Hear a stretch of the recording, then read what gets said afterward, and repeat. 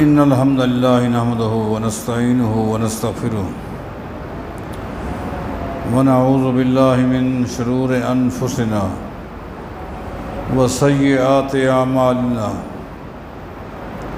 من يهده الله فلا مضل له ومن يضلل فلا هادي له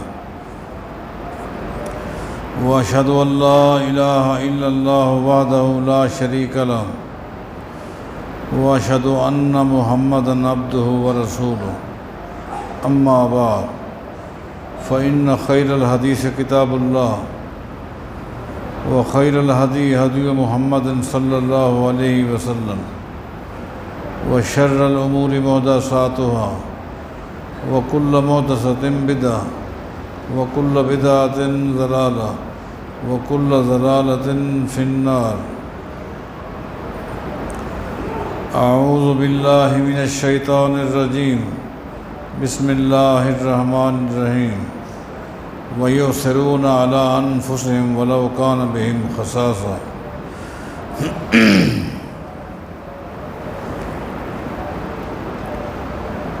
آپ کے علم میں ہے کہ خلفائے راشدین کے مبارک ادوار کو، ان کی مبارک سیرت کو ترتیب کے ساتھ شروع کیا ہوا ہے۔ مسلمانوں کے تیسرے خلیفہ سیدنا عثمان بن عفان رضی اللہ تعالیٰ عنہ کی مبارک سیرت کو آپ سن رہے تھے کہ درمیان میں قدرے میری ذاتی مصروفیات کی وجہ سے تعطل ہو گیا، اور اب اگر میں حاضر ہوا ہوں تو مبارک مہینہ سر پر ہے، اس لیے اپنی ترتیب کو تھوڑی دیر کے لیے مزید موقوف کرتے ہیں، اور اس آنے والے مقدس مہینے کے فوراً بعد پھر جہاں سے بات کو ختم کیا تھا سیدنا عثمان بن عفان رضی اللہ تعالیٰ عنہ کی خلافت کا مزید حصہ جو ابھی بیان کرنا ہے، اس کے بعد خلیفہ چہارم سیدنا علی رضی اللہ تعالیٰ عنہ ہیں، تو مبارک مہینے کے فوراً بعد اس کو شروع کریں گے۔ اب یہ آنے والا مہینہ ماہ مبارک رمضان مبارک کے حوالے سے کچھ باتیں آپ کے سامنے پیش کرنی ہیں، اور ویسے آپ کو معلوم ہے کہ اس مسجد میں خاص طور پر اس مہینے میں روزانہ ظہر کی نماز کے بعد ملک کے جید علماء کرام تشریف لاتے ہیں اور ان کے مختلف عنوانات پر دروس ہوتے ہیں، اور در حقیقت جہاں تک میں سمجھتا ہوں یہ ایک طرح کا دورہ ہوتا ہے، جس طرح مختلف مدارس کے اندر دورے ہوتے ہیں، تو یہ جو مرکزی دین اسلام کے عنوانات ہیں ان پر جید علماء کرام آ کر یہاں ہمیں بہت کچھ دینی معلومات دے جاتے ہیں۔ یہ میں سمجھتا ہوں ہمارے لیے سعادت کی بات ہے، ہم اپنے علاقے میں رہ کر پورے ملک سے آنے والے تشریف لانے والے علماء کرام سے مختلف عنوانات پر علمی گفتگو سنتے ہیں، انہیں ذہن نشین بھی کیا کریں، اور میں بالخصوص نوجوان اور پڑھے لکھے دوستوں سے کہوں گا کہ یہ ظہر کے بعد جو دروس ہوتے ہیں ان کو آپ نوٹ کیا کریں۔ آپ کے پاس ہر ٹاپک پر دلائل ہونے چاہیے، آپ ان باتوں کو نوٹ کیا کریں، آپ کے پاس رجسٹر ہونا چاہیے، تاکہ آپ جہاں بیٹھتے ہیں، آپ دفتر میں بیٹھیں، دکان پر بیٹھیں، کارخانے میں بیٹھیں، کہیں بھی بیٹھیں، آپ کے پاس ان عنوانات پر دلائل ہونے چاہیے، اور آپ اس بات کو آگے پہنچائیں یہ آسان بات نہیں، یہ بڑی محنت اور مشقت کے بعد علماء کرام سے وقت لیا جاتا ہے، اور ان کی محنت ہے کہ وہ علماء کرام تشریف لاتے ہیں اور ہمیں یہ علم دیتے ہیں۔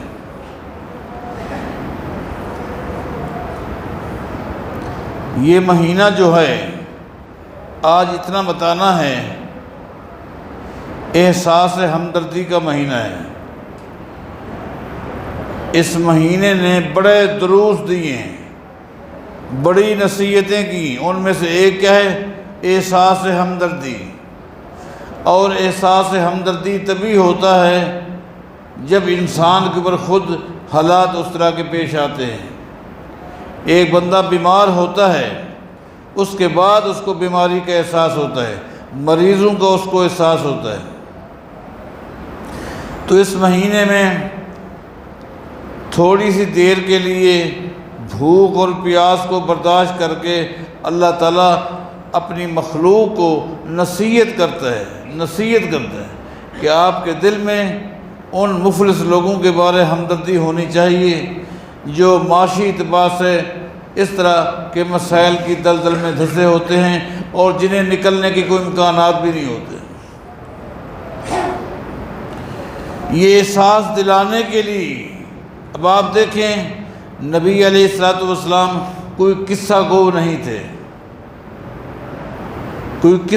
نہیں تھے، اگر اللہ تعالیٰ نے وحی کے ذریعے آپ کو بعض سابقہ قوموں کے کوئی واقعات سنائے ہیں تو ان میں بڑے اسباق ہیں، بڑی نصیحتیں ہیں۔ مثلا صحیح بخاری کے حوالے سے آپ علماء کرام سے اکثر اس مسافر کا قصہ سنتے رہتے ہیں جو حالت سفر میں تھا، جس کا ذکر صحیح بخاری میں نبی علیہ السلام فرماتے ہیں، بینما رجل یمشی، مسافر تھا، سفر میں تھا، اتفاق ہے سفر اس کا لمبا ہو گیا اور ایسا راستہ اس نے اختیار کیا ہوا تھا جہاں آبادی نام کی کوئی چیز نہیں تھی۔ فاشتد علیہ العطش، صحیح بخاری کے الفاظ ہیں، ایک دن تو ایسا آ گیا کہ بھوک اور خاص طور پر پیاس کی وجہ سے اس کی حالت بری تھی۔ وہ سمجھتا تھا کہ اب میرے بچنے کی کوئی امکانات نہیں ہیں۔ اس پریشانی کے عالم میں وہ چلتا رہا، اچانک وہ کیا دیکھتا ہے؟ اسی راستے پر ایک کنواں ہے۔ کنویں کو دیکھ کر جب دیکھا کہ کنویں کے اندر پانی موجود ہے، اس کو کچھ نہ کچھ امید زندگی کی سامنے نظر آ رہی تھی، لیکن کوئی برتن نہیں ہے، کوئی ڈول نہیں ہے، میں کیسے پانی نکالوں، کیسے پیوں؟ اگرچہ نیچے اترنے کے لیے کچھ اینٹوں کے ذریعے کوئی ترتیب بنی ہوئی تھی، کچھ سیڑھیاں تھیں، لیکن ایک گھبرایا ہوا تھا، میرا کیا بنے گا؟ پھر بھی یہی سوچا چلو جانے سے امکانات ہیں، ہو سکتا ہے کہ پانی تک جانے میں کامیاب ہو جاؤں۔ تو نبی علیہ السلام فرماتے ہیں اس نے جوتے اتار کے رکھ دیے اور ان سیڑھیوں کے ذریعے جو بنی ہوئی تھی، وہ جو اسٹیپ بنے ہوئے تھے، نیچے اترنے کی کوشش کی، دونوں ہاتھوں کے ذریعے وہ اسٹیپ پکڑ رہا ہے اور نیچے جا رہا ہے۔ پانی تک پہنچنے میں وہ کامیاب ہو گیا۔ یہ صحیح حدیث، صحیح بخاری کی ایک تفصیلی حدیث ہے۔ اس نے پانی پی لیا اور اس کی جان میں جان آ گئی، اس کو سکون مل گیا اور آہستہ آہستہ پھر باہر آ گیا۔ اور جب باہر آ گیا اچانک کیا فَإِذَا هُوَ بِقَلْبٍ يَلْحَسُ وَيَأْكُلُ الثَّرَى مِنَ الْعَطَشِ، اچانک اب اس کی آنکھ کھل گئی، وہ جو اندھیرا تھا وہ روشنی میں تبدیل ہو گیا۔ اب اس کی اچانک جب نگاہ پڑی تو کس پہ پڑی؟ ایک کتے پہ پڑی، اور کتا پڑا ہوا تھا، اور صحیح بخاری کے الفاظ ہیں یَأْكُلُ الثَّرَى مِنَ الْعَطَشِ، وہ گیلی مٹی کو چاٹ رہا تھا۔ اس کا عالم یہ تھا، پڑا ہوا تھا اور زبان کے ذریعے گیلی مٹی چاٹ رہا تھا۔ یہ گیلی مٹی کہاں سے آئی، اس کے بارے اہل علم نے بہت سارے اقوال لکھے ہیں۔ چونکہ راستے کے اوپر وہ کنواں تھا، قافلے آتے جاتے تھے، اور ہو سکتا ہے قافلے والوں کے پاس ڈول وغیرہ ہوتے تھے، کوئی قافلہ آیا ہوگا جس نے پانی نکال کر پیا ہوگا، اور وہاں باہر مٹی گیلی ہوئی ہوگی۔ یہ کتا جب آیا تو اس وقت گیلی مٹی تھی۔ اس شخص نے کتے کو دیکھ کر اپنے دل میں ایک جملہ کہا، وہ جملہ اللہ کو پسند آ گئی۔ اس نے اپنے آپ سے ایک جملہ کہا، وہ جملہ بڑا قابل غور ہے، وہ جملہ اللہ کو پسند آ گیا۔ وہ جملہ کیا تھا؟ اس نے کہا لقد بلغ ھذا مثل الذی بلغ بی۔ یہ ہے جملہ، یہ ہے جملہ جو اللہ کو بہت پسند آ گیا۔ اس نے اپنے آپ سے کہا لقد بلغ ھذا مثل الذی بلغ بی۔ اپنے آپ سے کہنے لگا تھوڑی دیر پہلے جو میری صورتحال تھی اس وقت وہی صورتحال اس کتے کی ہے۔ جس طرح پانی پی کر مجھے سکون ملا ہے، مجھے محنت کرنی چاہیے تاکہ میں وہی پانی اس کو پلا کر اس کو بھی سکون دوں۔ یہ ہے ہمدردی، یہ اصل چیز ہے کہ ہم دوسروں کے ہمدرد بن جائیں، دوسروں کی پریشانی دور کرنے والے بن جائیں، دوسروں کے ساتھ نیکی کرنے والے بن جائیں۔ اب وہ دیکھتا ہے دائیں بائیں میں کیا کروں، چلو میں تو گیا تھا، ٹیڑھا میڑھا ہو کر پانی پی کر آ گیا، اب اس کے لیے پانی میں کیسے لے کر آؤں؟ اس کے پاس کوئی اور شکل نہیں تھی سوائے اس کے اس نے اپنا ایک جوتا اپنے منہ میں لیا۔ یہ بخاری کے الفاظ ہے، اپنے منہ میں وہ جوتا لیا اور ہاتھوں کے ذریعے وہ جو اسٹیپ تھے وہ نیچے گیا، اپنے جوتے میں اس نے پانی ڈالا۔ اب باہر نکلتے کتنا پانی بچا ہوگا جوتے میں، وہ چند قطرے تھے، اس نے کتے کے منہ میں ڈالے، پھر دوبارہ گیا، پھر جب تک کتے کا پیٹ نہیں بھرا اور وہ نہیں چل پڑا یہ لگا رہا۔ جب کتا چل پڑا تو صحیح بخاری میں آتا ہے فَشَكَرَ اللَّهُ لَهُ فَغَفَرَ لَهُ۔ سب سے پہلے اللہ تعالیٰ نے اپنے اس بندے کی تعریف کی۔ کام وہ کرو، یہاں روک کر سوچنا چاہیے ہم نے وہ کام کرنے جس کام پر اللہ تعریف کرے ہماری۔ ان کاموں کی کوئی ضرورت نہیں جس کی لوگ تعریف کریں، ہم تو وہ کام کرتے ہیں نا جس سے لوگ تعریف کریں، جس سے محلے والے، خاندان والے، علاقے والے واہ واہ کریں، ہم وہ کام کرتے ہیں۔ بتانا یہ ہے کہ ہمیں وہ کام کرنے چاہیے جس سے اللہ ہماری تعریف کرے۔ فَشَكَرَ اللَّهُ لَهُ، اللہ نے اس کی تعریف کی، اللہ نے تعریف کی کہ یہ ہے میرا بندہ، یہ ہے میری مخلوق جس کے دل میں میری مخلوق کی ہمدردی ہے۔ اب اس دن سے پہلے یہ بندہ کیا تھا کیا نہیں تھا، بعض احادیث سے ملتا ہے یہ بندہ صحیح نہیں تھا، اس کا کردار صحیح نہیں تھا، اس کے معاملات صحیح نہیں تھے، کچھ بھی تھا، لیکن آج جو اس نے کام کیا ہے اللہ نے اس کی تعریف کی وَغَفَرَ لَهُ، اور صحیح بخاری میں آتا ہے اللہ نے فرمایا جا اس عمل پر میں نے تجھے معاف بھی کر دیا۔ اب یہ واقعہ صحیح بخاری میں ہے، آپ تقریباً تمام بھائی اور تمام بہنوں کو یہ واقعہ آتا ہے۔ ایک اور واقعہ وہ بھی صحیح بخاری میں ہے اور وہ بھی آپ لوگوں کو آتا ہے لیکن اس کی ضد میں ہے، اور میں بتاؤں گا کہ نبی علیہ السلام کو قصہ گو نہیں تھے۔ ان واقعات، یہ واقعات جو بنی اسرائیل کے ہیں، اللہ تعالیٰ نے وحی کے ذریعے اپنے پیغمبر کو جو واقعات بتائے ہیں، آخر اس میں کوئی حکمت ہے، ان واقعات کے بیان کرنے میں کوئی عبرتیں ہیں، کوئی نصیحتیں ہیں۔ حالانکہ کتا ایک درندہ ہے،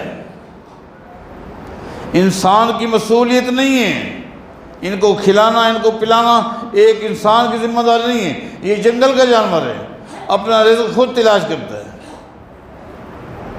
یہ خود ڈھونڈ لیتا ہے۔ لیکن اس کے ساتھ ہمدردی کرنے والے کو اللہ نے کتنا مقام دیا۔ اس کے برعکس دوسری صحیح بخاری کی حدیث جس میں نبی علیہ السلام فرماتے ہیں کہ ایک عورت تھی جس نے بلی پال رکھی تھی، بلی پال رکھی تھی۔ دیکھیں، بلی بھی ایک درندہ ہے، وہ بھی اپنا رزق خود تلاش کر لیتی ہے، لیکن اس نے اس کو پال رکھا تھا۔ جب پال رکھا تھا، اپنے کنٹرول میں رکھا تھا، تو پھر کھلانا ذمہ داری ہے۔ جس چیز کو آپ پالیں گے، چاہے وہ جانور ہو، چاہے وہ درندہ ہو، چاہے وہ پرندہ ہو، چاہے وہ انسان ہو، جو آپ کی نگرانی میں ہے، آپ کی خدمت میں ہے، اب آپ کی مصولیت ہے۔ ان کے مسائل پر غور کرنا آپ کی اولین ذمہ داری ہے۔ ان کی معاملات پر نگاہ رکھیں۔ جس طرح آپ گھر کے افراد کے اوپر نگاہ ڈالتے ہیں، اس طرح آپ کے ملازمین جو آپ کی خدمت کرتے ہیں، آپ کے وہ نوکر ہیں، ان کے معاملات ان کو بٹھائیں اور نوٹ کیا کریں۔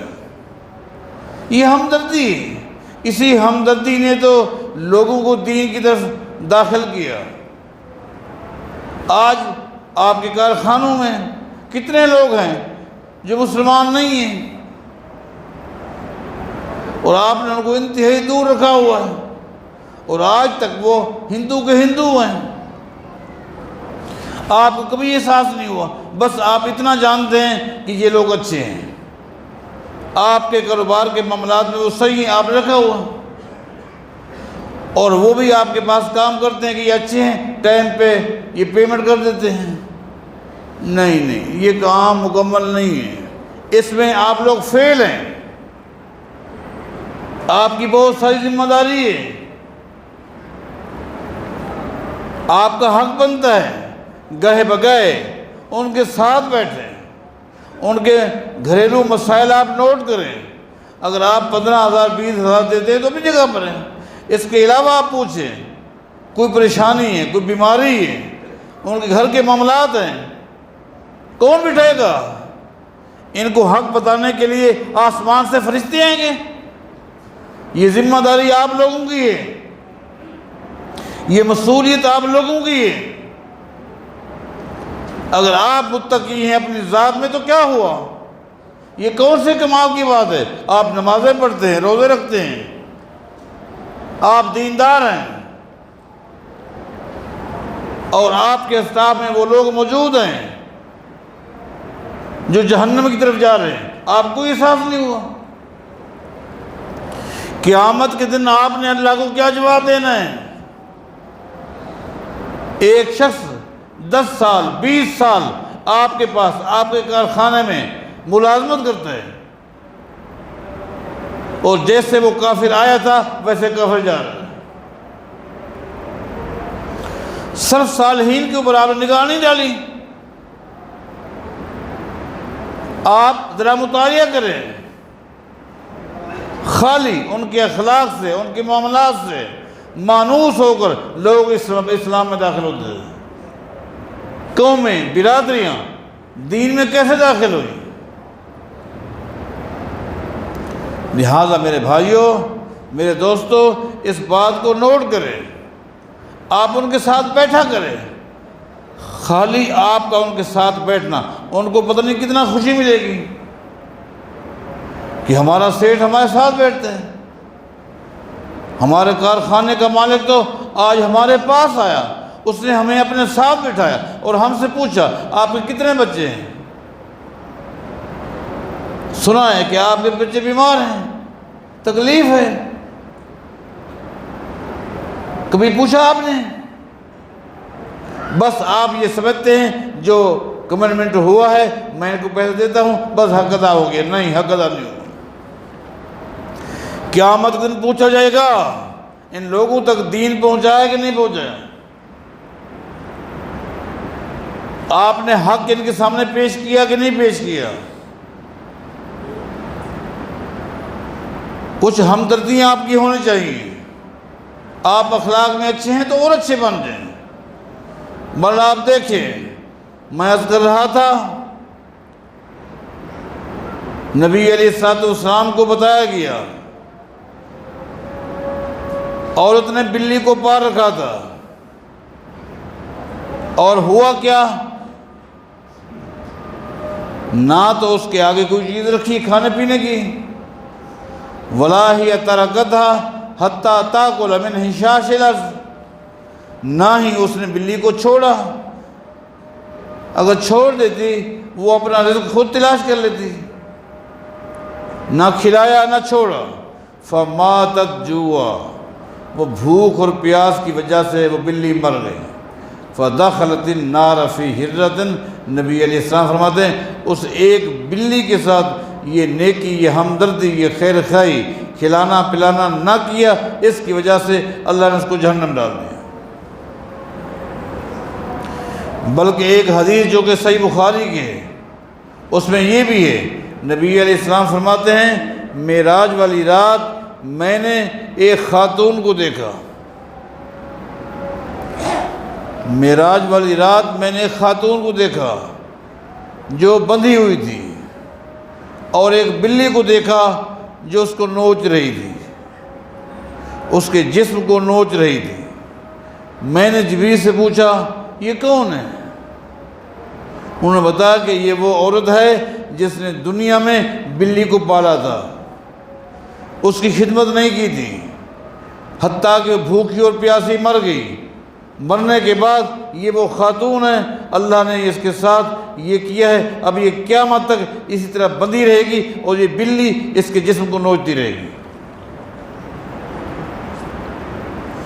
ذرا ان دو واقعات کو، یہ دونوں واقعات آپ کو آتے ہیں، لیکن دوبارہ آپ غور کریں، نبی علیہ السلام کو وحی کے ذریعے اللہ تعالیٰ نے یہ واقعات بتائے تاکہ آپ اپنی امت کو بتائیں احساس ہمدردی کیا ہوتی ہے، خیر خواہی کیا ہوتی ہے. یہ تو جانور ہیں اور حرام جانور ہیں، درندے ہیں. سیدنا عبداللہ کہتے ہیں ایک دن نبی علیہ السلام نے فرمایا عبداللہ آؤ چلتے ہیں. آپ مجھے، ابو داؤد کی حدیث ہے، ایک انصاری کے باغ میں لے گئے. وہاں رونقیں تھیں، بہت لوگ تھے. جو ہی ہم باغ میں داخل ہوئے فَإِذَا جَمَلٌ، اس باغ میں ایک اونٹ بندھا ہوا تھا. فَلَمَّا رَأَى النَّبِيَّ صلی اللہ علیہ وسلم حَنَّ وَظَرَفَتْ عَيْنَاهُ، اس اونٹ نے جب نبی علیہ السلام کو دیکھا تو اس طرح وہ رونے لگ گیا جس طرح معصوم بچہ، دودھ پیتا بچہ اپنی ماں کی جدائی میں روتا ہے اور ماں کو دیکھ کر پھر مزید روتا ہے.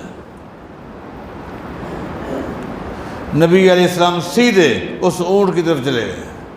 اب آپ یہاں رک کر غور کریں، ان لوگوں کو بھی سوچنا چاہیے جن کے نزدیک عقل معیار ہے. عقل نہیں کہتی. اس اونٹ کو کس نے بتایا کہ یہ کائنات کے امام محمد رسول اللہ؟ جو لوگ عقل کو معیار سمجھتے ہیں اللہ کی قدرت کا منکر بن جاتے ہو. اللہ ہر چیز پر قادر ہے، اللہ بتا سکتے ہیں.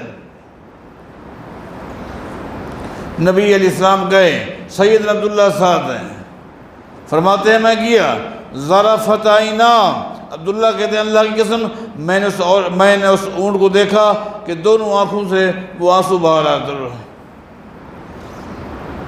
نبی علیہ السلام نے اس اونٹ کے سر کے اوپر ہاتھ پھیرا تو ایک دم اس نے رونا بند کر دیا. پھر نبی علیہ السلام اس کے ساتھ کھڑے رہے. عبداللہ کہتے ہیں میں نے اس اونٹ کا کوئی ایک لفظ نہیں سنا. نبی علیہ السلام نے کیا کہا؟ میں نے ایک لفظ نہیں سنا۔ دین کو عقل پہ پرکھتے ہو، عقل کو معیار بناتے ہو، عقل کو حجت سمجھتے ہو، عقل نے جس چیز کا انکار کر دیا تم کہتے ہو بس اس کا کوئی تعلق نہیں۔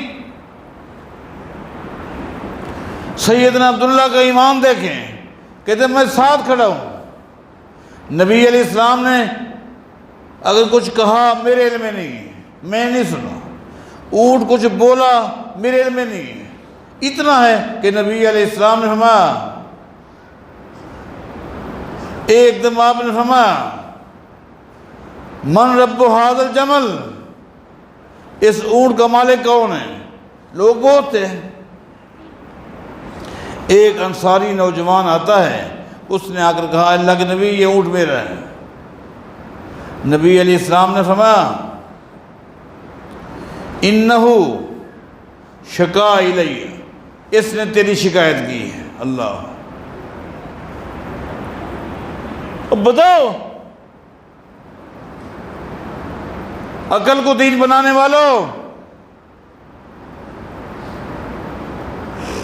اور عقل کو معیار بنا کر حدیث کو رد کرنے والوں،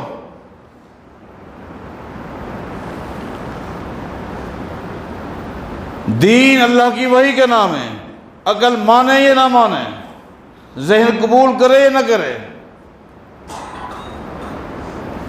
نبی علیہ السلام انہو شکا الیہ، یہ اونٹ تیری شکایت کر رہا ہے، اور اس اونٹ نے مجھے بتایا ہے، کیا بتایا؟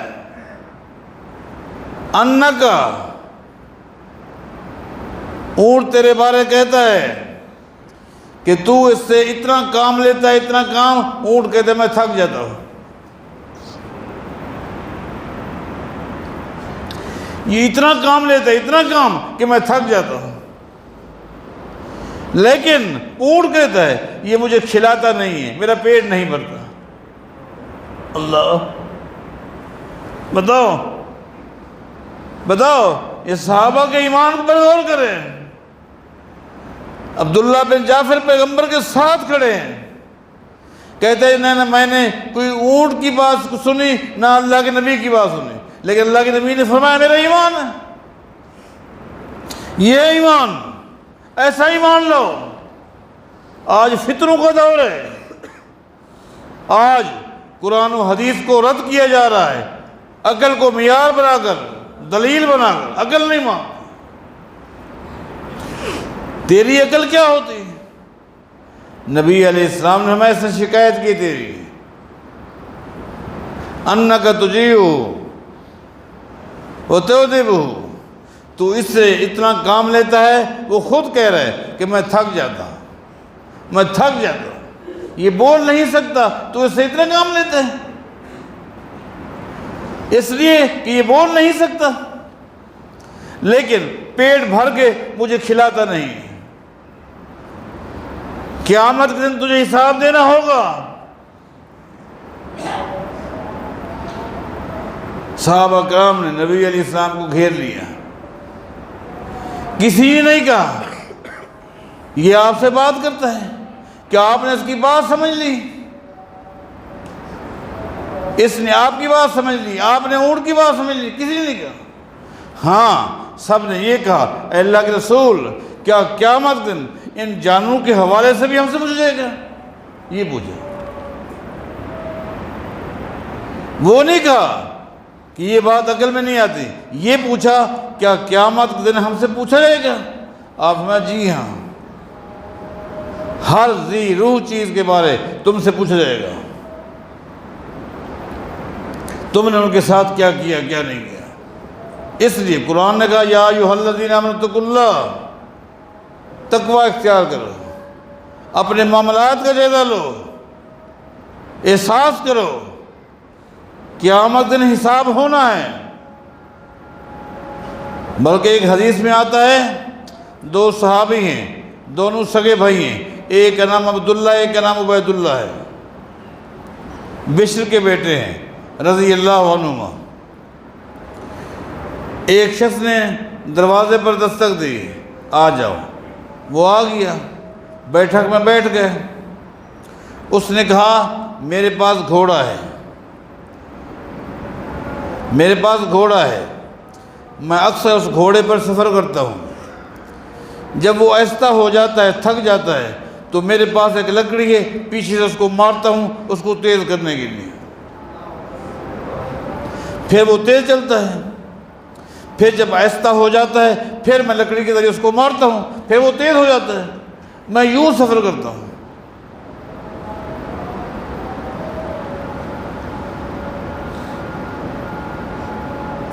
رات مجھے خیال آیا اس جانور کو جو میں لکڑیاں مارتا ہوں، کہیں قیامت کے دن اللہ مجھ سے پوچھے گا تو نہیں؟ پھر سوچا یہ مسئلہ کس سے معلوم کروں، تو آپ دونوں بھائی میرے ذہن میں آ گئے ہیں، آپ دونوں صحابہ ہیں، یہ بتائیں اس مسئلے میں نبی علیہ السلام کی کوئی حدیث آپ کے پاس ہے؟ یہ فکر تھا، یہ فکر، اس کا مطلب یہ کہ یہ سوچ ہونی چاہیے، یہ مت سوچیں یہ ہمارے نوکر ہیں، ہمارے خادم ہیں، یہ جانور ہیں، جب چاہیں جہاں چاہیں باندھیں، نہ دھوپ کا نہ سائے کا احساس کرے، نہیں، موت آنے والی ہے، حساب ہونے والا ہے۔ ان دونوں بھائیوں نے کہا جو مسئلہ آپ نے پوچھا ہے ہم دونوں میں سے کسی کو اس کے بارے کوئی جواب نہیں آتا۔ آیا قیامت کے دن اس لاٹھی کے بارے سوال ہوگا کہ نہیں ہوگا؟ نہیں، ہمیں نہیں آتا۔ پیچھے سے کھڑکی سے ایک عورت کی آواز آئی ہے، اس نے کہا قرآن میں نہیں ہے الا امم امثالکم، الا امم امثالکم، یہ جانور یہ بھی اللہ کی مخلوق ہیں، جس طرح باقی مخلوق کے ساتھ ہمدردی کرنی، ان کے ساتھ بھی زیادتی کرو گے، قیامت کے دن حساب دینا پڑے گا۔ قرآن کریم کی آیت پڑھ کے سنا دی۔ اس شخص نے کہا یہ کون ہے جس کا علم تم سے بھی بڑھ گیا؟ ان دونوں نے کہا اصل میں ہم بہت کم نبی علیہ السلام سے پڑھنے کے لیے جاتے تھے، سب سے زیادہ اللہ کے نبی سے پڑھنے کے لیے جاتی تھی، یہ ہماری بڑی بہن ہے۔ ذرا ہماری بہنوں کو بھی اس پر غور کرنا چاہیے۔ یہ جو دروس ہوتے ہیں، مجھ سے غالباً کل یا پرسوں ایک ساتھی کا فون آیا کہ یہ جو دروس ہوتے ہیں یہ ہر ظہر کے بعد رمضان میں جو ہونے ہیں تو خواتین بھی آ سکتی ہیں۔ میں نے کہا آنی چاہیے، آنی چاہیے، جماعت کے ساتھ نماز پڑھا کریں، اہتمام ہے۔ اب بھی میری بہنیں اس بات کو سن رہی ہیں، انتظامیہ بھی نوٹ کر رہی ہے۔ یہ ظہر میں بالخصوص یہ پورا مہینہ در حقیقت یہ قیمتی لیکچر ہے، مرد بھی ہیں عورتیں بھی ہیں، اور جماعت کے ساتھ نماز پڑھیں، ان باتوں کو نوٹ کریں اور عمل کرنے کی کوشش کریں۔ اللہ ہمیں توفیق عطا فرمائے۔